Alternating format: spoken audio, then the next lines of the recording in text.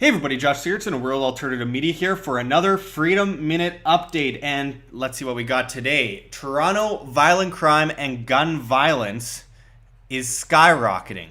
For far too long, we've heard the pro-gun control crowd act as if Canada is a shining beacon of gun control.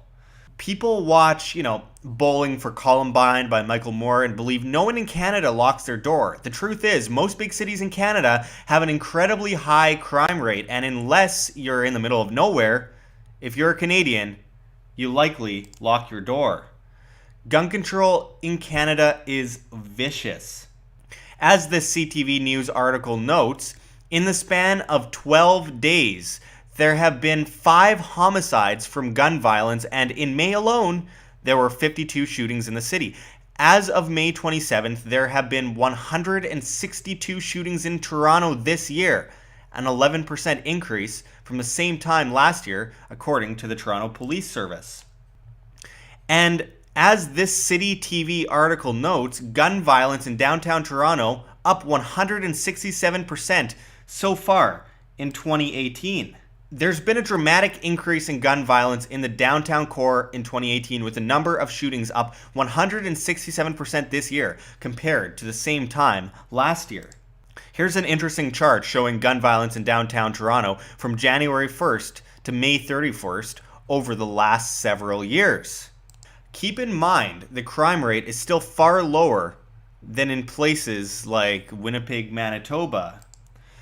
Vancouver, British Columbia has one of the most dangerous neighborhoods in North America in East Hastings. Surrey, British Columbia has had countless murders over the past several years as well. This barely scratches the surface. The point is, when studying FBI and NSC statistics throughout the decades, it is a proven fact that places with open carry and concealed carry are far safer than places with gun control. Far less rape, murder, theft, assault, kidnappings, and the list goes on. If one is to be anti-violence, they must be pro-defense. Instead, far too many depend on the state to keep them safe and take the guns.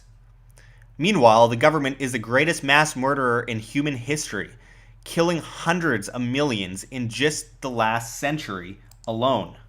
So, the most dangerous organized crime gang in history should be trusted with all the guns?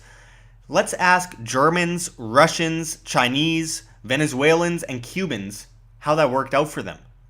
Bad guys are not going to hand in their guns. Just gullible, weak, law-abiding people. A defenseless public is a weak, subservient public. Don't fall for the sob stories and the conditioning. Guns are tools one may use in order to defend themselves and gather food if necessary. We all hope they don't need to be used. But it's better to have and not use than not have and need. Thanks for watching, everyone, and until next time, this is Josh Sigurdson signing out from World Alternative Media. Find the truth, be the change.